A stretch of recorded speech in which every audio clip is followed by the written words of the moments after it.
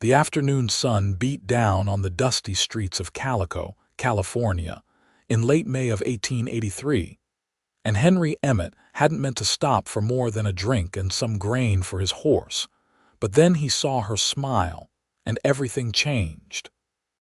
She stood outside the general store, holding a small wooden crate of preserves, her dark hair catching the golden light. A little boy, no more than 5 or 6, had just tumbled from the boardwalk, and instead of crying, he'd looked up at her with wide eyes. She'd knelt down, checked him for scrapes, and when she found none, she'd smiled at him with such warmth and kindness that Henry felt something crack open in his chest. The boy's face had lit up like Christmas morning, and he'd run off laughing. But as soon as the child disappeared around the corner, her smile faded like someone had blown out a candle. The sudden emptiness in her expression struck Henry harder than any outlaw's fist ever had.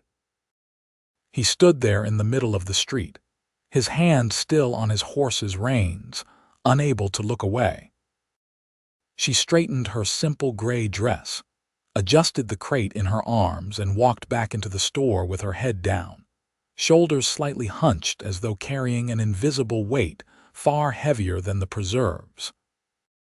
Henry had been a cowboy for the better part of his 26 years, moving from ranch to ranch, town to town, never staying anywhere long enough to put down roots. He'd seen plenty of pretty women in his time, but this was different. This wasn't about beauty, though she had that in abundance. This was about that smile, about the light that had briefly illuminated her face and then vanished, leaving behind something that looked like sorrow. He tied his horse to the hitching post and headed into the saloon, but his mind wasn't on whiskey. He found himself asking the bartender, as casually as he could manage, about the woman at the general store. The bartender, a grizzled man named Pete with more scars than teeth, leaned in. "That'd be Olivia Kane. Runs the store with her aunt since her folks passed 3 years back. Fever took them both within a week of each other. She was supposed to marry some fellow from San Bernardino, but he called it off after she had nothing left but debts and that store. Haven't seen her smile much since then. Keeps to herself mostly." Henry nursed his whiskey, processing this information. 22 years old, he guessed, maybe 23. An orphan running a struggling business, abandoned by a man who should have stood by her. The West was full of hard luck stories, but something about hers gnawed at him. He spent the night at the boarding house, telling himself he'd move on in the morning.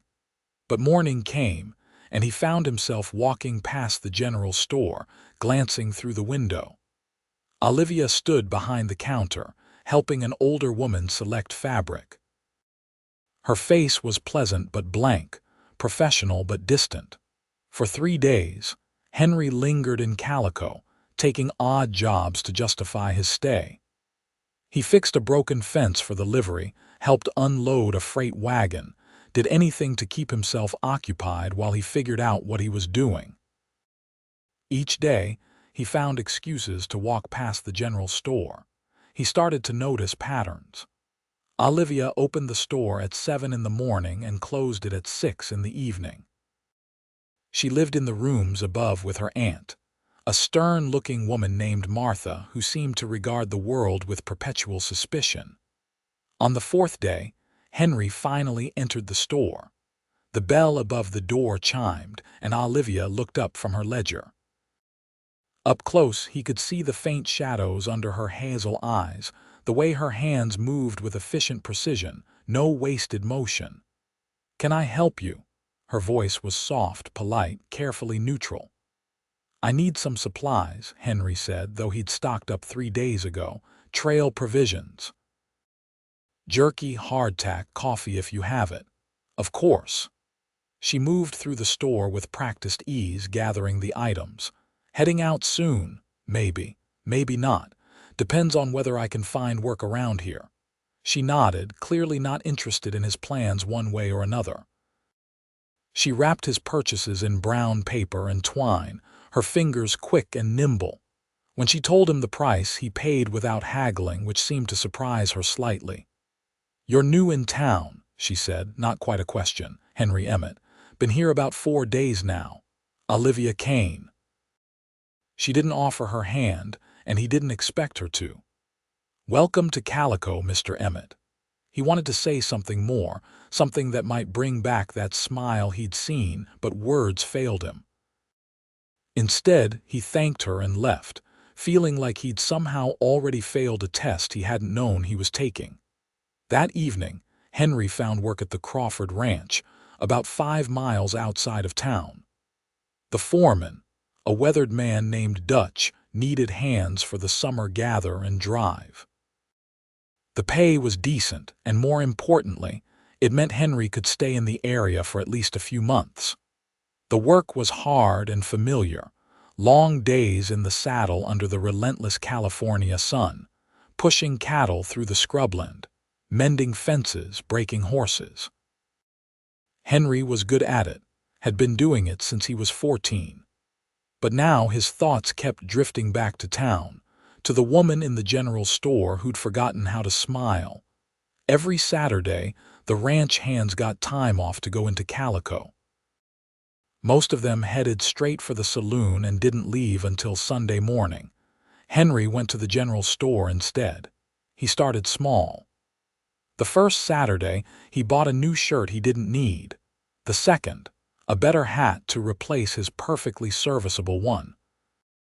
The third, he asked her advice on which tobacco was best, though he didn't smoke. Each time he tried to make conversation, and each time she responded with polite professionalism and nothing more. But he was patient. Cowboys learned patience watching cattle, watching weather, watching the seasons turn. On his 4th visit, he noticed her struggling with a heavy crate that had just been delivered. Without asking, he stepped forward and lifted it for her. "Where do you want this?" She hesitated, clearly not used to unsolicited help. "The back room." "But you don't have to, already got it," he said, carrying it where she directed. The back room was cramped and dim, packed with inventory and smelling of coffee and spices and new fabric. When he emerged, she was watching him with something that might have been curiosity. "Thank you, Mr. Emmett. Henry's fine." He smiled at her, easy and genuine. "And it's no trouble. Still, I appreciate it." She paused, then added, "You come in here most Saturdays." "Best stock store in town. It's the only general store in town." "Then I guess I'm lucky it's well run." The corner of her mouth twitched, almost but not quite a smile. Progress, Henry thought. Over the following weeks, he made himself useful without being intrusive.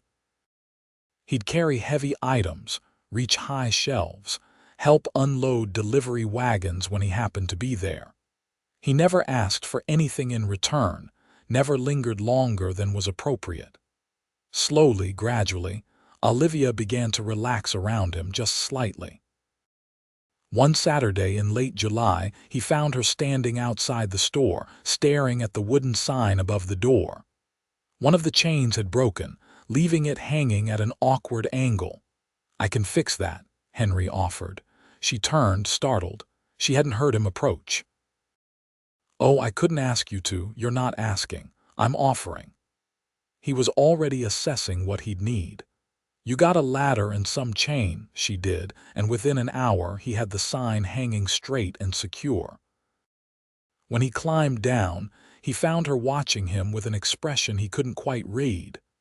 "You're very kind," she said quietly. "Why?" The question caught him off guard with its directness. He considered lying or deflecting, but something in her eyes demanded honesty. "Because you looked like you could use a friend," he said simply. "And because I saw you smile once at that little boy who fell. I'd like to see you smile again." She stared at him for a long moment, and he saw vulnerability flash across her face before she looked away. "I don't have much reason to smile these days." "Maybe not. But that doesn't mean you won't again." She didn't respond, but she didn't dismiss him either, and Henry counted that as a victory. August brought scorching heat and dust storms that coated everything in fine grit. The general store's business slowed as people avoided going out in the worst of the weather. Henry still came every Saturday, and now Olivia expected him. She'd started having small tasks ready, things that needed fixing or moving, and he'd do them without complaint before making a small purchase and heading back to the ranch. One particularly hot Saturday, he arrived to find the store closed at midday, which was unusual. Concerned, he knocked on the door that led to the upstairs living quarters. Olivia's Aunt Martha answered, her stern face even more pinched than usual. "The girl's sick," Martha said bluntly. "Fever, nothing serious, but she can't work the store today. Do you need anything? Medicine, supplies?" "Doctor's already been, she just needs rest." Martha started to close the door, then paused. "You're the cowboy who's been helping around here." "Yes, madam. She talks about you sometimes. Doesn't say much, but she notices things. The repairs you've done, the help you've given." Martha's eyes narrowed. "What are your intentions, Mr. Emmett?" It was a fair question, and Henry met her gaze steadily. "To be her friend if she'll let me, to help however I can, that's all." "That's all. That's all she seems ready for, madam. I'm not going to push for more." Martha studied him for another long moment, then gave a single sharp nod. "There's decency in you, don't prove me wrong about that." She closed the door. The next Saturday, Olivia was back behind the counter, still pale but recovered. When Henry entered, she looked up with something that might have been relief. "You came." "Course I did. Wouldn't want you thinking I only show up when there's heavy lifting to be done. My aunt said you stopped by last week, that you offered to help. I was worried. You're always here." She was quiet for a moment, arranging and rearranging items on the counter that didn't need arranging. "People don't usually worry about me anymore. Then people are fools." She looked up sharply, and he saw color rise in her cheeks. Not from fever this time, he thought, but from something else. Something that might have been hope. September arrived with cooler temperatures and the promise of autumn. The ranch work intensified as they prepared for the fall drive to Los Angeles, where the cattle would fetch the best prices. Henry knew he'd be gone for at least 2 weeks, maybe 3, and he found himself reluctant to leave.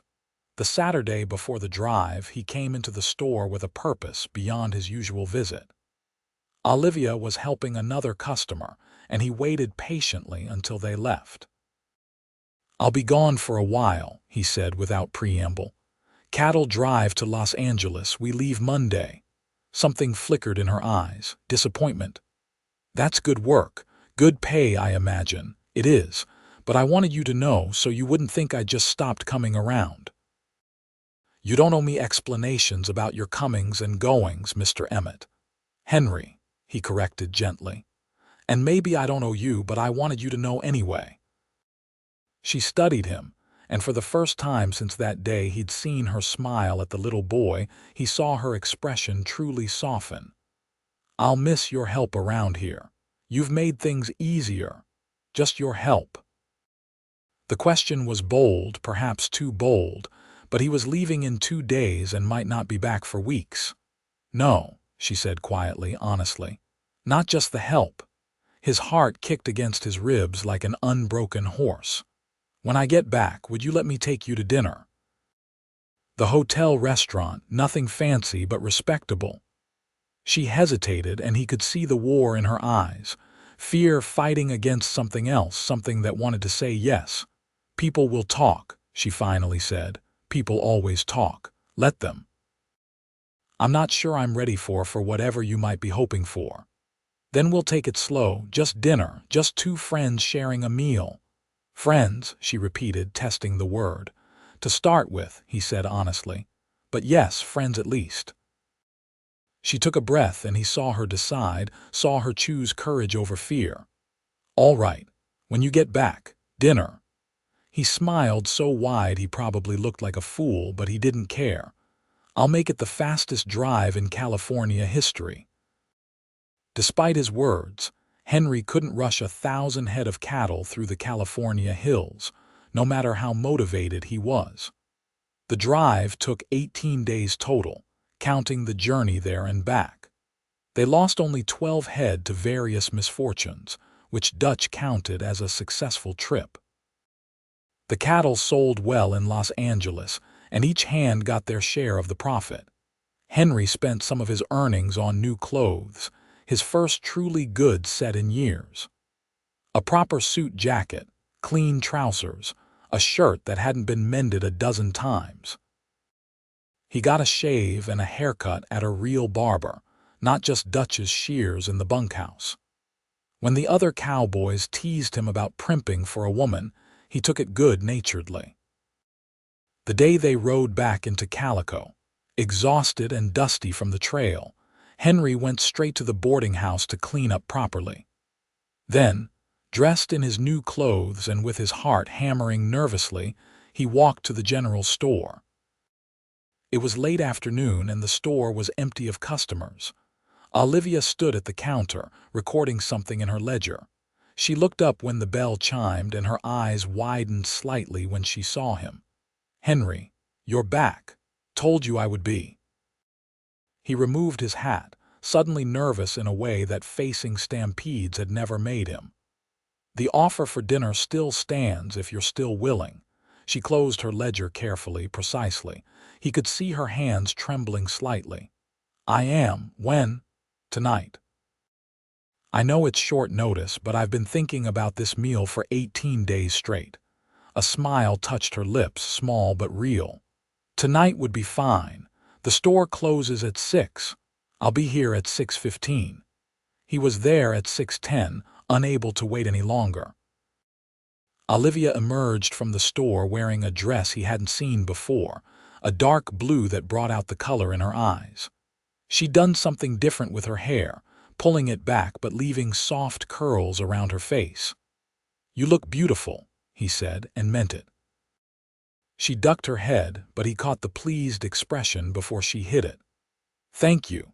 You clean up rather well yourself."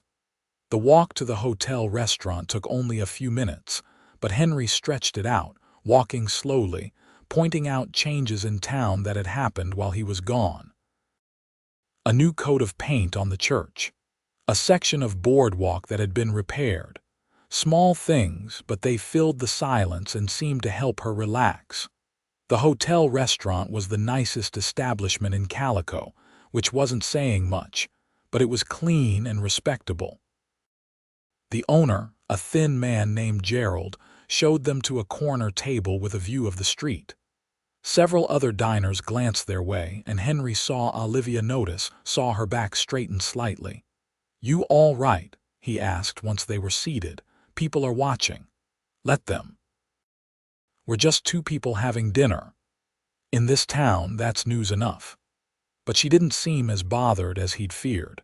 "Tell me about the drive. Did everything go well?" So he told her, editing out the worst of the rough language and hardship but keeping the interesting parts. The river crossing where 3 steers had decided to swim upstream instead. The night they'd camped in a valley so full of wildflowers it looked like sunset on the ground.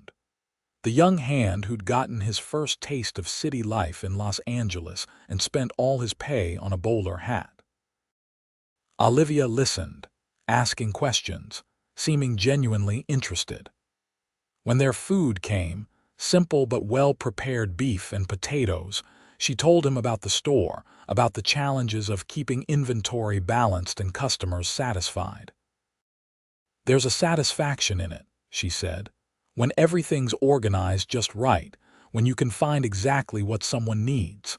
My mother used to say a good shopkeeper knows their stock like a rancher knows their herd." "Sounds like you take after her." Sadness crossed her face, but softer than he'd seen before. "I try. She and my father built that store from nothing. After they died, some people thought I should sell it, move somewhere else, start fresh. Why didn't you? Because it's all I have left of them. Their dream. And maybe my own stubbornness." She looked down at her plate. My former fiancé certainly thought I was being stubborn. He wanted me to sell, move to San Bernardino with him, start over as his wife. But you didn't want that. I didn't want to abandon everything my parents worked for. And I suppose that told me something about him that he'd ask me to. She met his eyes. He left 3 weeks after the funeral, said he couldn't wait around for me to see reason. Then he was a fool and a coward and you're better off without him. That's kind of you to say. It's not kindness. It's truth. Any man who'd leave a woman when she's grieving, who'd ask her to give up the things that matter to her, doesn't deserve her. She was quiet for a moment, and when she spoke again, her voice was soft. Why are you being so good to me, Henry? Really? He considered his answer carefully. I told you before. I saw you smile once, and it was the most genuine, warm thing I'd ever seen. And then I saw it disappear, and you looked so sad. I couldn't stop thinking about you. I wanted to see you smile again, for real reasons that lasted. That's a lot to put on one smile. Maybe, but it was some smile. This time, when her lips curved upward, it reached her eyes. Small, tentative, but real. You're a strange man, Henry Emmett. Been called worse. They talked through the meal and into coffee and pie, the conversation flowing easier as the minutes passed. Henry told her about growing up on a small ranch in Arizona, about losing his own parents young, though to raiders rather than fever. About the years of drifting from job to job, never finding a place that felt like home. Olivia shared stories about her childhood in Calico, about her parents' hard work building the store, about the community that had seemed so supportive, until money became scarce and debts came due. About the loneliness of the past 3 years, trying to keep everything together while feeling like she was drowning. My aunt helps, but she's not the warmest person, Olivia admitted. I think losing her sister, my mother, hardened something in her. She does what's necessary, but there's no joy in it. And you, Henry asked, is there still joy for you somewhere? She considered this, really thought about it. I don't know.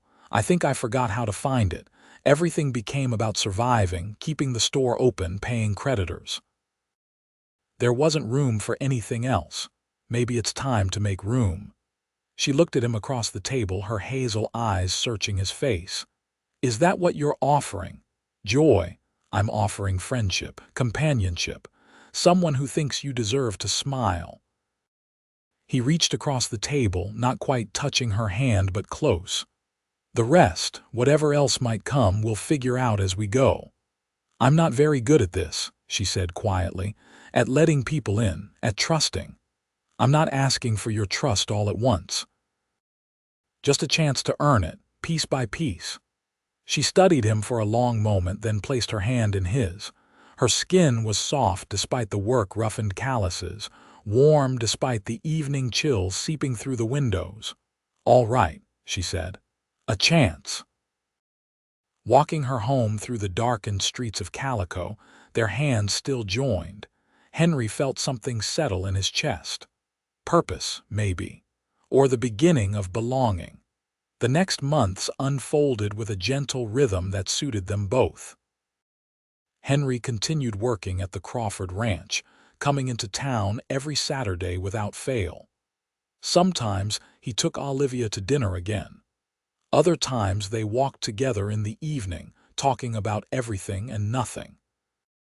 She showed him the wildflower meadow outside town where she used to play as a child. He taught her to whistle like a ranch hand calling horses, which made her laugh when she finally got it right. Slowly, carefully, she began to smile more. At first, just around him, small private smiles that she'd quickly hide. But gradually, he noticed her smiling at customers in the store, at children in the street, at the simple pleasure of a clear morning. You're doing this, he told her one evening in October as they sat on the bench outside the general store. Not me. You're choosing this. You're helping, she insisted. You remind me that there are good things worth noticing. Winter came to California, mild by most standards but cold enough. Henry spent his savings on a proper coat and gloves, knowing he'd need them for the winter work. The ranch kept him busy with fence repairs and managing the breeding stock, but he still came to town every weekend. On a Saturday in December, he arrived to find Olivia decorating the store for Christmas. She'd strung pine garlands and had a box of ornaments that looked handmade. "My mother made these," she explained, holding up a wooden star painted gold. "We used to decorate together every year. I haven't had the heart to do it since she passed, but this year it felt right." "It looks beautiful," Henry said, and helped her hang the decorations where she directed. When they finished, the store had transformed into something warm and inviting. Olivia stood in the middle of it, looking around with an expression that was equal parts nostalgia and contentment. "Thank you for helping," she said. "Always happy to help you." She turned to face him fully. They were alone in the store, the door locked for the lunch hour, and the winter light streaming through the windows cast everything in soft gold. "Henry, I need to tell you something." His heart jumped, but he kept his voice steady. "I'm listening. When you first started coming around, I thought you wanted something from me, some advantage, some angle. I'd learned to be suspicious of kindness because it usually came with a price." She took a breath. "But you never asked for anything. You just kept showing up, kept being patient and kind and genuine. And somewhere along the way, I stopped being afraid." "I'm glad," he said softly. "I'm not finished." She smiled, nervous but determined. "I'm not afraid anymore, but I am terrified, because what I feel for you is stronger than anything I felt for the man I almost married. It's real in a way that was never real before, and that's frightening." Henry closed the distance between them, taking her hands in his. "I'm terrified too. I never stayed anywhere long enough to feel like this. Never wanted to, but with you, everything's different. You're what I've been looking for without knowing I was looking. What are we going to do about it? Whatever you want. Whatever you're ready for." She looked up at him, and in her eyes he saw trust and vulnerability and something that might have been love, still new but growing stronger. "Kiss me," she whispered. "I'm ready for that." So he did, gentle and careful, pouring all his feeling into the kiss while keeping it respectful. Her hands came up to rest on his chest, and when they parted, she was smiling that smile, the one that had started everything, but directed at him this time. "That was worth waiting for," she said, breathless. "We can do it again if you'd like to be sure." She laughed, actually laughed, and pulled him down for another kiss.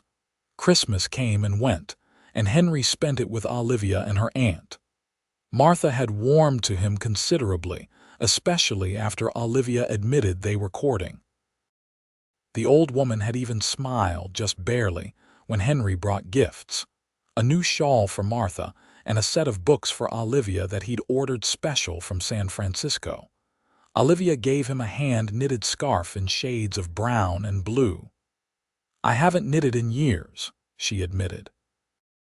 "It's not perfect, but it's perfect because you made it," he said, wrapping it around his neck despite the mild weather. "I'll treasure it." The new year of 1884 arrived with clear skies and the promise of change.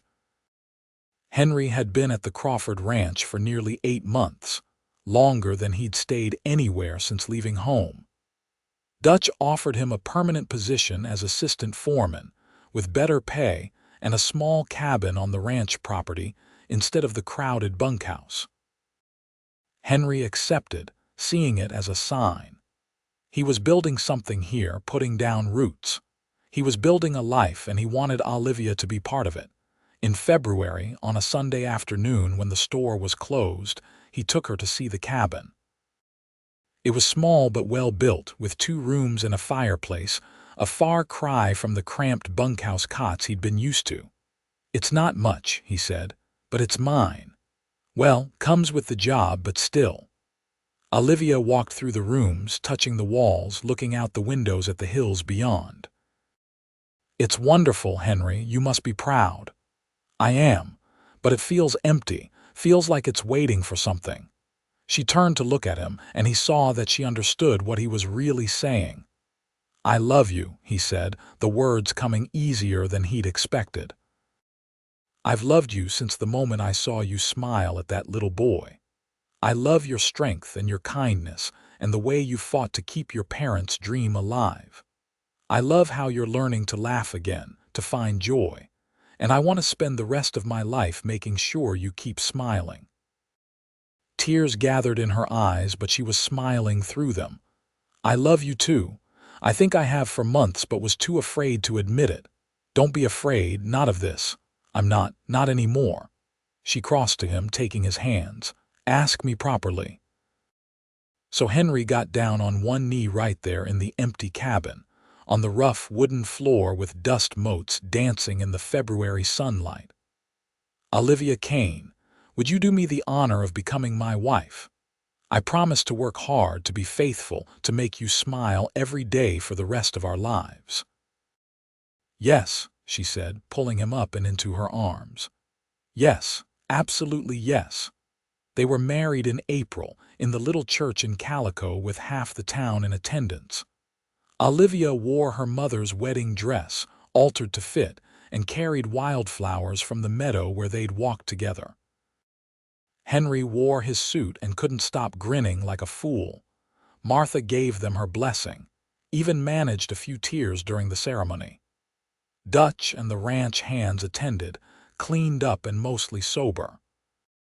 The owner of the hotel restaurant catered a small reception with cake and punch and dancing in the town square.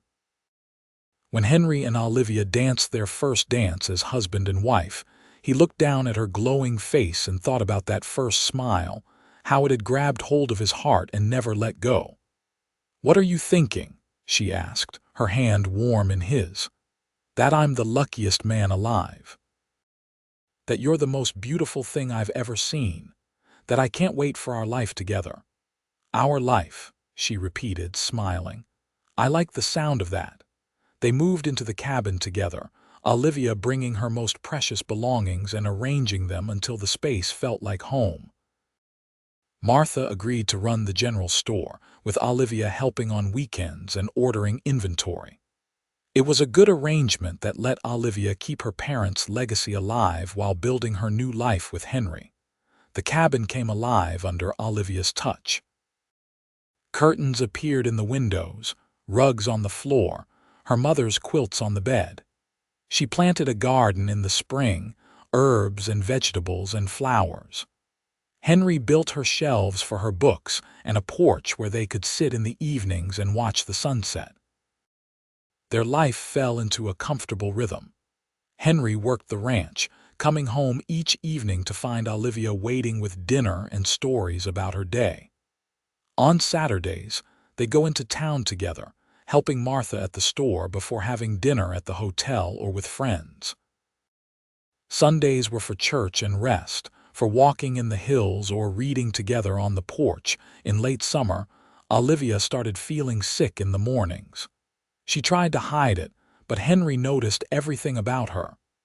"We should see the doctor," he said, worried. "I don't think that's necessary," she replied, but she was smiling in a way that made him pause. "Olivia, I think we're going to have a baby, Henry." The world seemed to stop for a moment, then restart at double speed.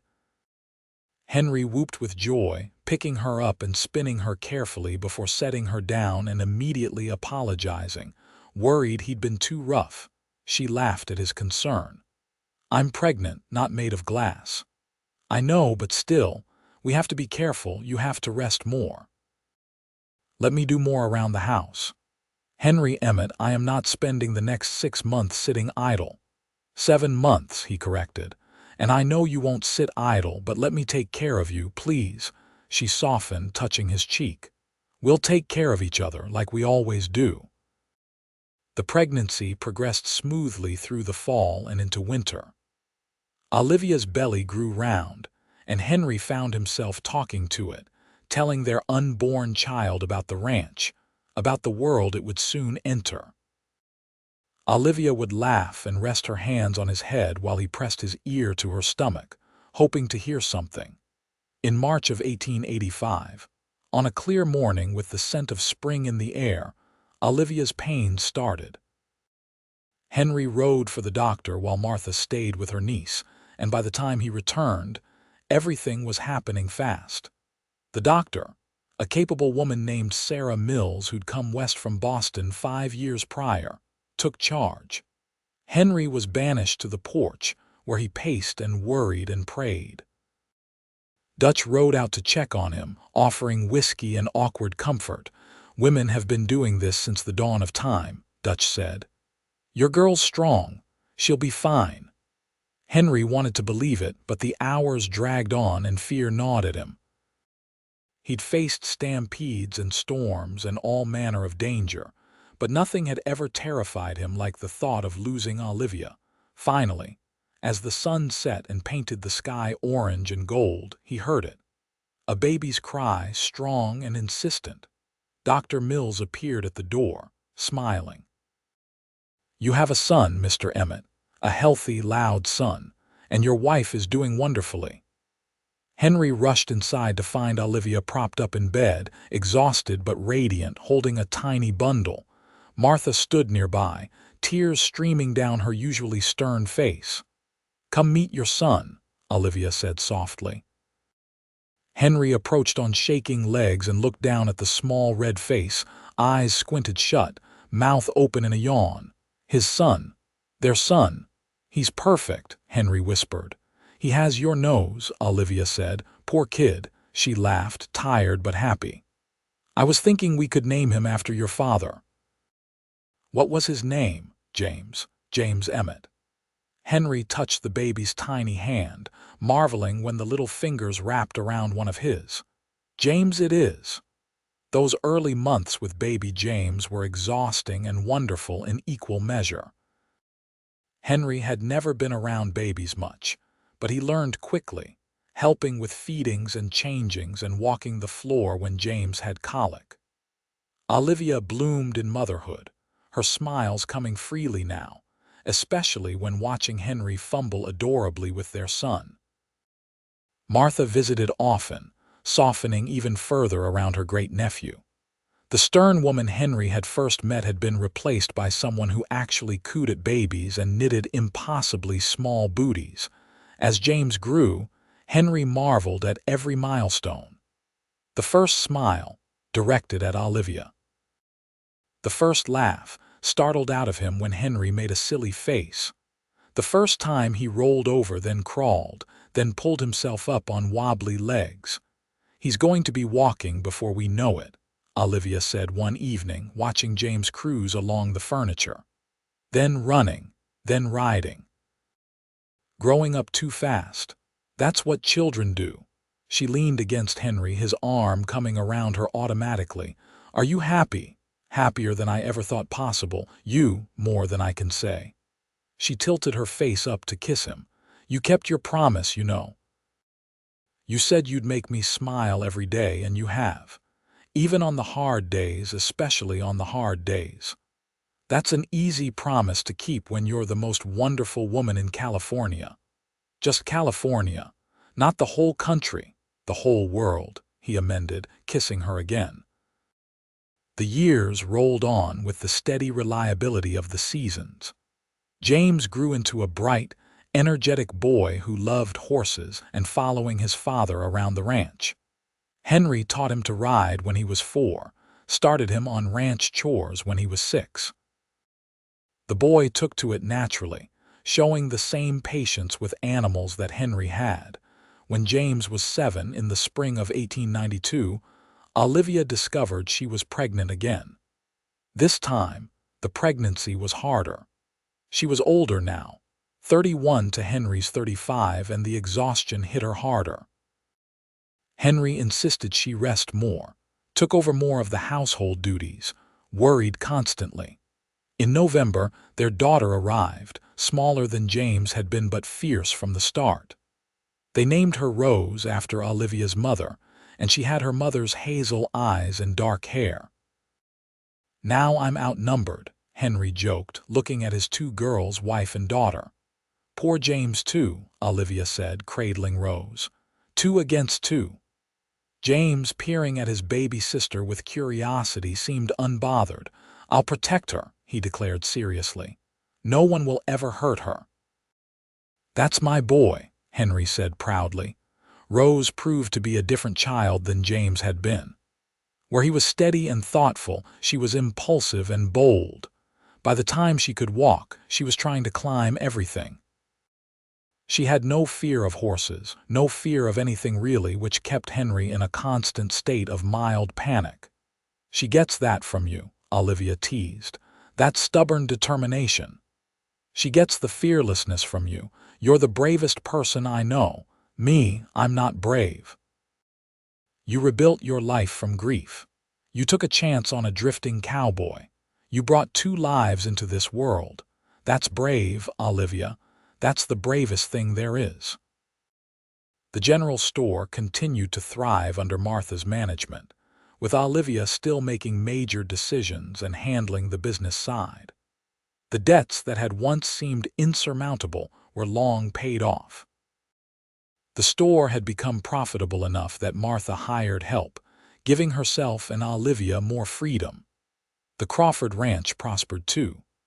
Dutch retired in 1894, and the ranch owner promoted Henry to foreman, a position that came with more responsibility and better pay.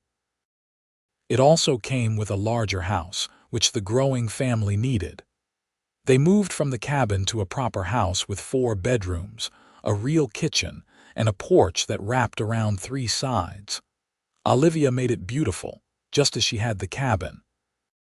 Every room showed her touch, her love for making spaces warm and welcoming. Neighbors started coming by more often, drawn by her kindness and Henry's easy friendship. The Emmett house became known as a place of hospitality and laughter. In 1896, tragedy struck when Martha passed away suddenly from a heart ailment. She was 72 and had lived a full life, but the loss hit hard. Olivia grieved for the aunt who'd been more mother than guardian in the years since her parents died, who'd softened and smiled more in her later years. She was happy at the end, Henry told Olivia as they stood at the graveside. You gave her that. A family, grandchildren to dote on, joy in her final years. I hope so, Olivia whispered, leaning into him. They inherited the general store completely. Olivia hired a manager to run it day to day, but she still visited regularly, still made sure it operated according to her parents' principles. The profits went into savings for James and Rose's futures, whatever those might hold. James at 14 was already working seriously on the ranch, showing real aptitude for the business. He talked about becoming a rancher himself someday, maybe buying his own spread. Henry couldn't have been prouder. Rose at 9 was still wild and fearless, but she'd also discovered a love of reading and learning. She devoured every book she could get her hands on, asked endless questions, drove her teacher to distraction with her curiosity. She reminds me of you, Olivia told Henry, always wondering, always wanting to understand how things work. She has your intelligence, though, and your beauty. She has your heart. They both do, your kindness, your strength. On their 15th wedding anniversary in April of 1899, Henry took Olivia back to the wildflower meadow where they'd walked during their courtship.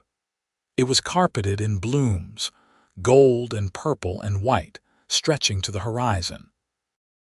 I used to come here when I was sad, Olivia said, walking among the flowers. After my parents died, after my fiancé left, I'd sit here and try to remember what happiness felt like. And now I come here to celebrate happiness, to remember how blessed I am. She turned to him, her face as beautiful at 38 as it had been at 22, maybe more so because now it was always lit with joy. You did what you promised, Henry. You saw me smile once and spent our life making sure I smiled again. Every single day, even the hard ones, you've given me reasons to smile. It's been easy, he said, taking her hands. Loving you has been the easiest thing I ever did, liar. I was prickly and scared and difficult. You were hurt and healing. And watching you bloom has been the greatest privilege of my life. She kissed him there among the wildflowers, the California sun warm on their faces, and Henry thought about that day 15 years ago when he'd seen a stranger smile at a child.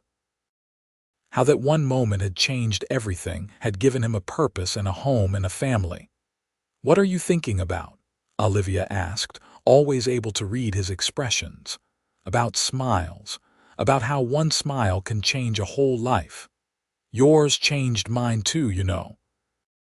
That first real smile you gave me in the store when you offered to help for no reason. I'd forgotten that people could be good without wanting something in return." "I wanted something," he admitted. "What? To see you happy. To be the reason for your happiness if you'd let me. You are. Every day you are." They stood there together, surrounded by beauty, grounded in love, and Henry knew with absolute certainty that he'd found what he'd been searching for all those years of drifting. Home wasn't a place. It was this woman, this family, this life they'd built together from a single smile and a cowboy's determination to see it again. The turn of the century brought changes to California and to Calico. The town grew as mining expanded, new businesses opening, new families arriving. The railroad came closer, making travel and trade easier. The general store expanded into the building next door, carrying more goods, serving more customers. James turned 18 in 1903 and announced his intention to buy land north of the Crawford Ranch, start his own cattle operation. Henry helped him secure a loan, gave him some starter stock, watched with pride as his son began building his own dream. Rose at 12 was already talking about going to college, maybe becoming a teacher or even a doctor like Sarah Mills, who delivered her.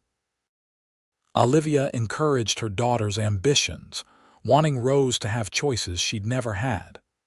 "The world's changing," Olivia said to Henry one evening as they sat on their porch, watching the sunset. "Women have more opportunities now. Rose can be anything she wants to be. Takes after her mother that way, determined and capable. I just ran a store. You did more than that. You survived loss, rebuilt a business, raised amazing children, created a home full of love. Don't diminish what you've accomplished." She smiled at him, that smile he'd fallen in love with all those years ago. "We accomplished it, together." In 1905, James married a sweet-natured girl named Catherine from the neighboring ranch. The wedding was held at the Emmett house, with half the county in attendance. Watching his son pledge his love, Henry remembered his own wedding day, the joy and hope and certainty he'd felt. "We're getting old," Olivia whispered during the ceremony. "We're getting distinguished," Henry corrected. "There's a difference. You have gray in your hair now. So do you, and it's beautiful."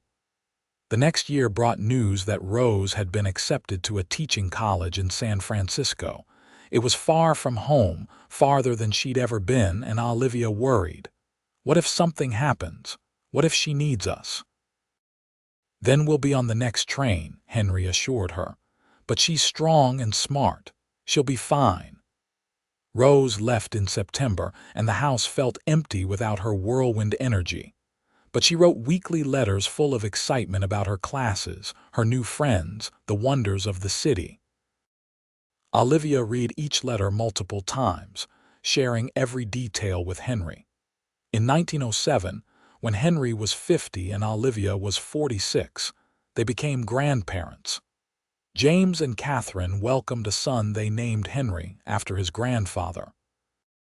Holding the tiny baby, seeing his name carried forward, Henry felt a fierce surge of love and pride. "You're crying," Olivia said softly, "dust in my eye. You're crying because you're happy. It's allowed. I am happy. happier than any man has a right to be. Life continued its forward march. Little Henry was followed by a sister, Mary, then another boy, Thomas. James's ranch prospered, his family grew, and he proved to be an excellent father and rancher. Rose graduated from college in 1909 and returned to Calico to teach at the local school. She'd grown into a confident, capable young woman with modern ideas and old-fashioned values. She taught reading and arithmetic to children of miners and ranchers alike, and she was good at it. In 1910, she met a young lawyer named Peter Harris who'd opened a practice in town. He was educated and kind, respectful of Rose's independence and intelligence. Henry approved, and when Peter asked for Rose's hand in 1911, Henry gave his blessing gladly. "Another wedding," Olivia said, already planning. "Our baby girl. She'll always be our baby, even when she's old and gray herself." Rose's wedding was smaller than James's, but no less joyful. She wore a simple dress she'd chosen herself and carried wildflowers like her mother had. Peter looked at her like she hung the moon, which was exactly what Henry wanted to see. As the years rolled on into the 1910s, Henry and Olivia settled into the comfortable rhythm of their later years. The ranch still needed managing, but Henry had capable assistant foremen now who handled much of the day-to-day work. He focused on the bigger picture, planning and strategy, mentoring younger cowboys the way Dutch had mentored him. Olivia finally sold the general store in 1913 to a young couple from Ohio. She'd kept it running for 30 years, fulfilling her promise to her parents, but she was ready to let go. The sale gave them financial security for their retirement and ensured the store would continue serving Calico. They traveled some, taking the train to San Francisco to visit museums and theaters, to Los Angeles to see how much it had grown, even to Arizona, where Henry showed Olivia the land where he'd grown up. But they always came home to their house, their family, their life in Calico. By 1915, they had 6 grandchildren between James and Rose, with more likely to come. The house filled with noise and laughter during Sunday dinners, children running through rooms, babies crying, adults talking and laughing. Olivia presided over it all with grace and joy, the grandmother who always had cookies and patience and love to spare. One evening in the spring of 1917, Henry and Olivia sat on their porch as they'd done thousands of times before. He was 60, she was 56, and they'd been married 33 years. The setting sun painted the sky in brilliant colors, and wildflowers bloomed in Olivia's carefully tended garden. "You remember the first time we sat on a porch together?" Olivia asked, her hand in his. "Outside the general store, I just fixed your sign. You told me you wanted to see me smile again, and you told me you didn't have much reason to smile. I was so wrong about that. I had reasons all around me. I just couldn't see them through the grief and fear." She squeezed his hand.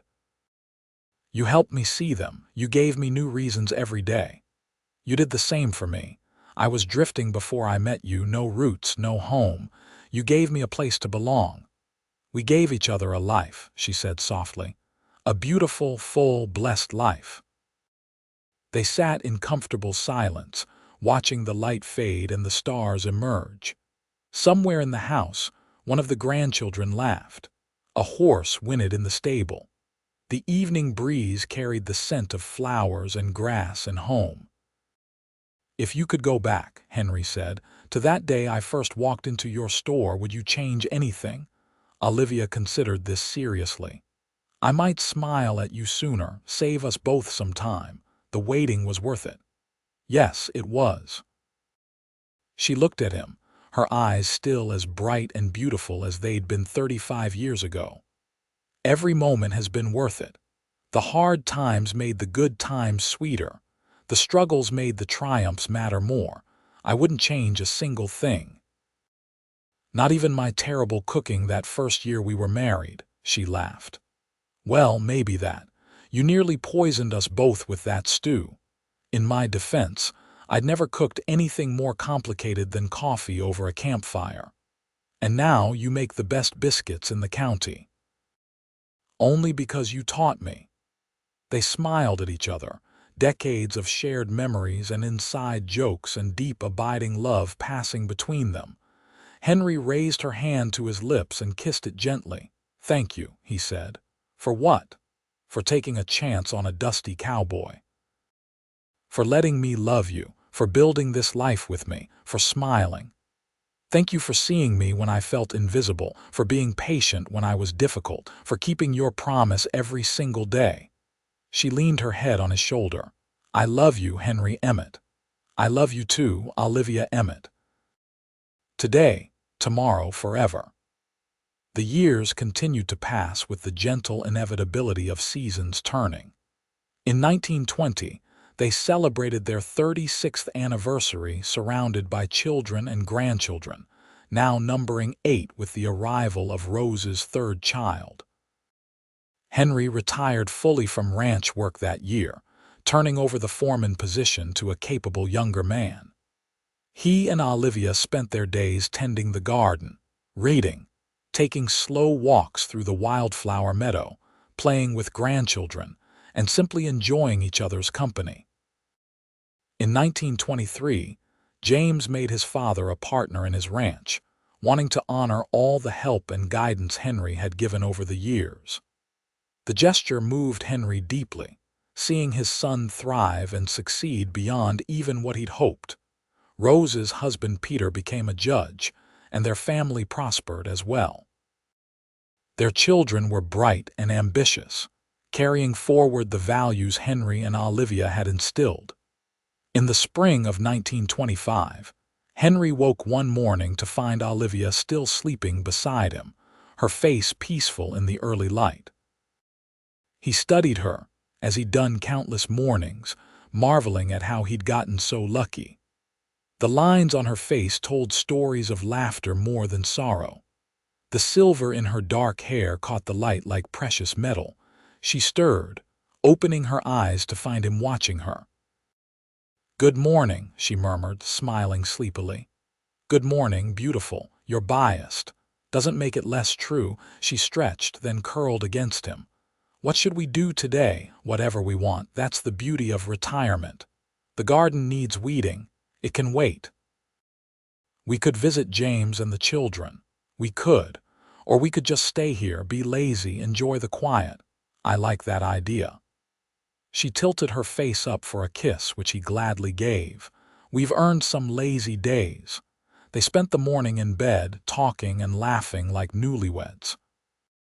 Eventually hunger drove them up, and Henry made coffee and biscuits while Olivia fried eggs. They ate on the porch, watching birds flit through the garden, feeling the spring warmth on their faces. "This is perfect," Olivia said. "This moment right here. Everything we've built, everything we have." "It's perfect." "It is," Henry agreed. "Never thought I'd have this, a home, a family, peace. Never thought I deserved it. Everyone deserves love and happiness, maybe, but not everyone finds it like we did. We're lucky, Olivia, blessed." She reached for his hand across the table, their fingers intertwining with the ease of long practice. "Remember when you said you wanted to spend your life making sure I smiled? I remember. You did it. Every single day, even when things were hard, even when we struggled or worried or hurt. You always found a way to make me smile, to remind me that joy exists. That was easy. You made it easy. No, you made it look easy, but it was a choice you made every day, to be kind, to be patient, to be loving. That wasn't automatic, Henry. That was you choosing us, choosing me, over and over again. Best choice I ever made. Only choice that mattered." They sat together in the morning sun, surrounded by the life they'd built, the family they'd raised, the love they'd nurtured for more than 40 years. And Olivia smiled at Henry. The same warm, genuine smile He'd first fallen in love with all those years ago in Calico, California. The smile that had changed his life. The smile that had become his home.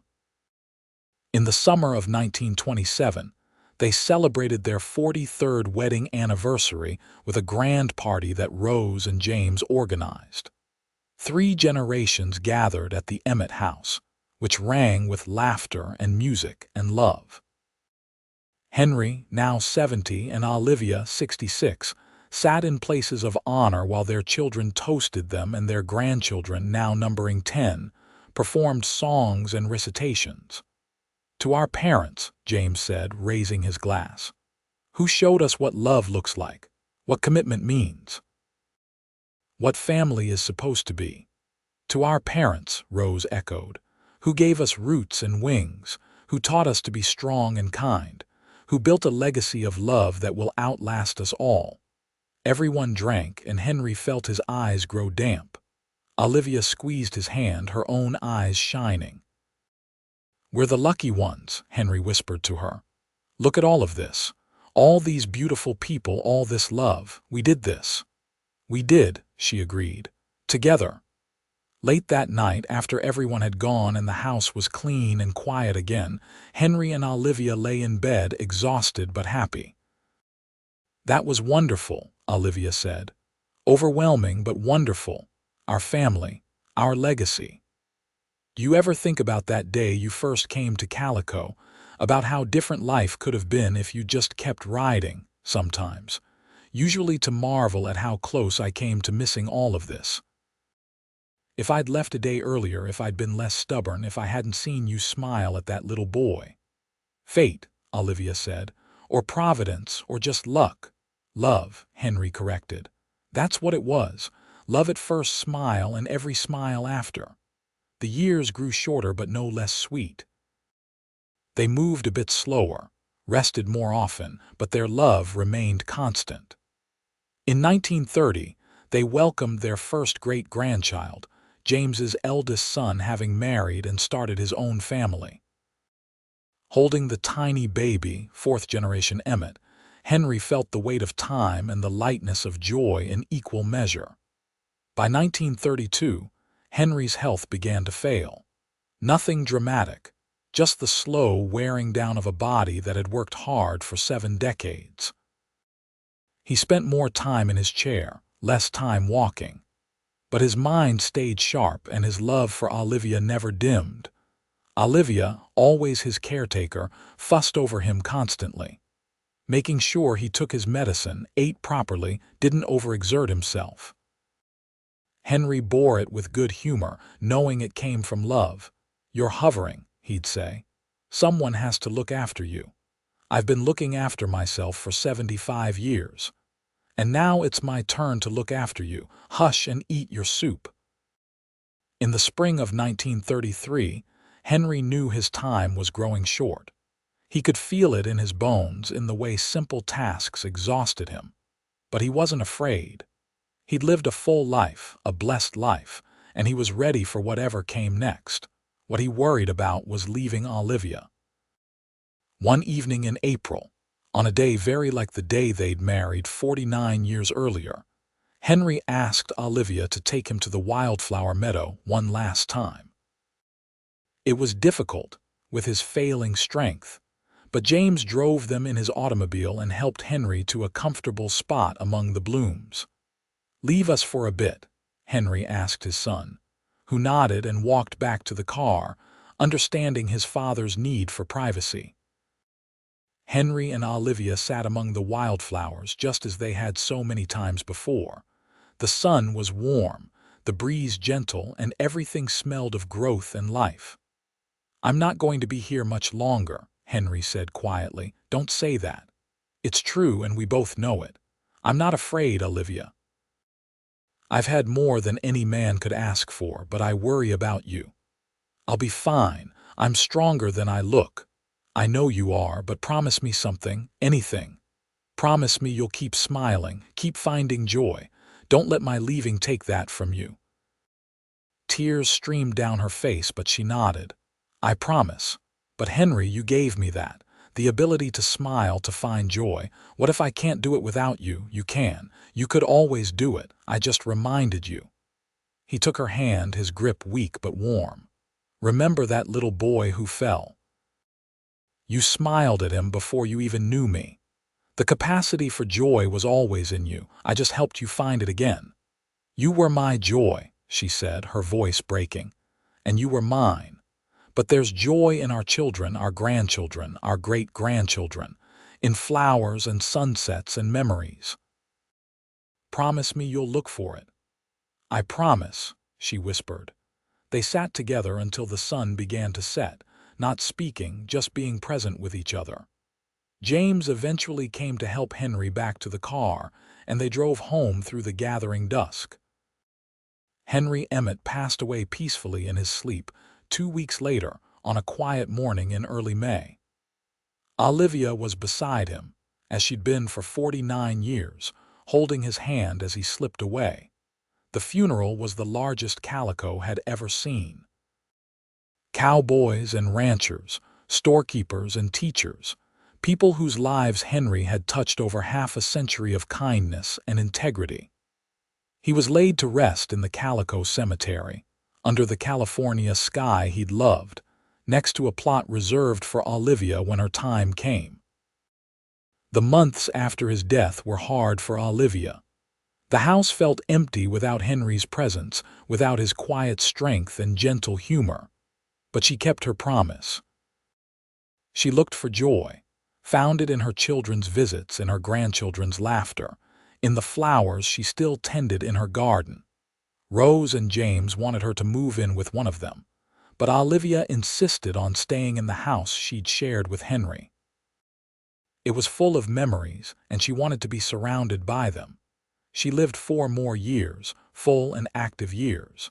She attended church every Sunday, hosted family dinners, volunteered at the school where Rose taught.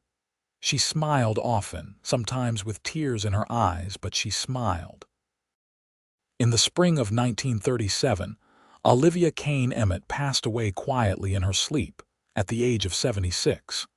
She was buried next to Henry, their graves side by side under matching headstones that read simply, "Beloved husband and father, and beloved wife and mother." But their story didn't end there.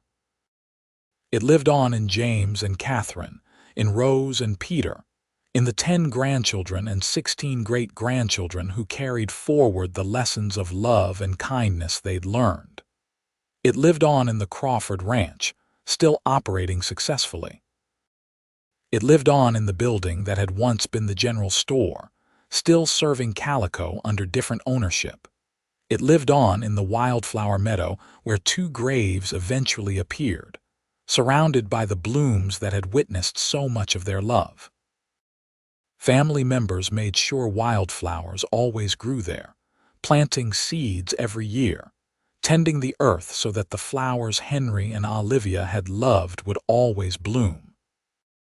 Years later, James's grandson would tell his own children the story of how their great-great-grandfather had seen a woman smile once and spent his life making sure she smiled again. How a dusty cowboy and a grieving shopkeeper had found each other in a small California town and built a legacy of love that lasted generations. Did he really see her smile just once before falling in love? The children would ask. Just once, came the answer. But it was some smile. And he was some man. They were some couple. The story became family legend, told and retold, embellished and refined, but always true at its core. A love story that began with a smile and lasted a lifetime. A promise kept every single day. A cowboy who found his home in a woman's happiness and made it his life's work to preserve it. In the wildflower meadow outside Calico, California, where 2 headstones stand side by side, the flowers still bloom every spring. Gold and purple and white, stretching toward the sun, beautiful and ephemeral and renewed year after year. Like love, like joy, like the smile that started it all.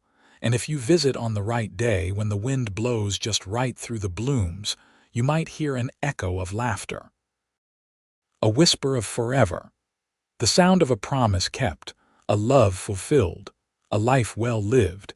Henry Emmett saw Olivia Kane smile once, and he spent his life making sure she smiled again. He succeeded, day after day, year after year, creating a love story that outlasted them both and inspired everyone who knew them. That was the power of one smile, one moment, one cowboy who refused to keep drifting when he finally found something worth staying for. That was the power of love in the Wild West, where life was hard but hearts could still be tender, where grief could transform into joy, where a simple promise to bring happiness to another person could become the foundation of everything beautiful and lasting. Their story was complete, a circle closed, a journey ended. But the love they created lived on, passed down through generations, a testament to what two people could build when they chose each other every day for the rest of their lives. And somewhere, in whatever comes after, Henry and Olivia were together still, smiling at each other the way they had for 49 years on Earth. Forever young in memory, forever loved by those they left behind, forever an example of what love could be when it was tended with care, nurtured with patience, and honored with absolute devotion. The end of their earthly story was just the beginning of their legend, and the legacy they created would continue as long as there were descendants to tell the tale of the cowboy who saw her smile once and made it his mission to see it every day thereafter. In Calico, California, under the wide western sky, their love story reached its conclusion. But love like theirs never truly ends. It transforms, continues, inspires. It becomes something larger than two people, something that touches everyone it encounters. Henry kept his promise. Olivia kept hers. Together, they created something beautiful that would outlast them both. And that, perhaps, is the greatest love story of all.